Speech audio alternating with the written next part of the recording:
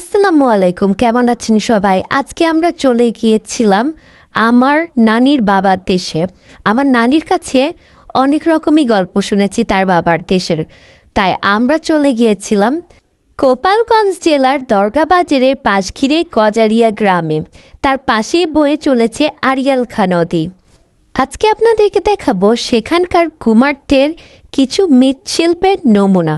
কুমার সম্প্রদায়, যারা কুম্ভকার নামেও পরিচিত, মূলত এরা মৃৎশিল্পী এবং তাদের ইতিহাস মানব সভ্যতার মতোই প্রাচীন।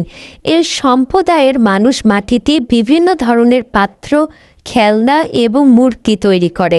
অতীতে মাটির তৈরি জিনিসপত্র দৈনন্দিন জীবনে অপরিহার্য ছিল, তবে বর্তমান এই শিল্পর চাহিদা কমে যাওয়ার কারণে কুমার সম্প্রদায়ের অনেকেই এই পেশার পরিবর্তন করতে বাধ্য হয়েছেন। কুমাররা বংশ পরম্পরায় এই পেশা ধরে রেখেছে এবং এটি তাদের সংস্কৃতির একটি অবিচ্ছেদ্য অংশ।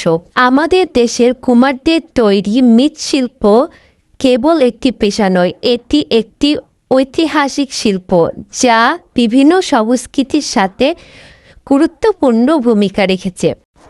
তারা মূলত সরা, থালা, বাটি, কলসি, মটকা, হাঁড়ি ইত্যাদি রান্নার তৈজসপত্র তৈরি করে।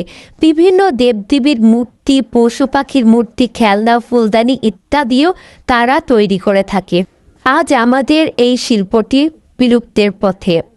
এর কারণগুলো হলো প্লাস্টিক, মেলামাইন এবং অন্যান্য আধুনিক উপকরণ, যেগুলো মাটির তৈজসপত্রর চাহিদা হ্রাস পাইয়ে দিচ্ছে।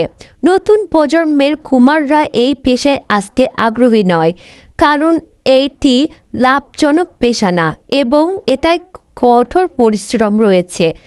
সরকারের পক্ষ থেকেও প্রয়োজনীয় সহায়তা ও পৃষ্ঠপোষকতার অভাবেও এই বিলুপ্তির একটি কারণ। ঐতিহ্যবাহী কুমারপাড়া বা কুটোরটুলির সংখ্যাও কমে আসছে।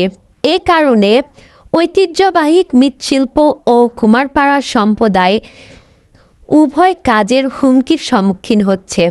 তাই সবাইকে বলবো, আসুন আমরা এই সংস্কৃতিকে মূল্যায়ন করি এবং সবাই মিলে এই পেশাকে মূল্যায়ন করি।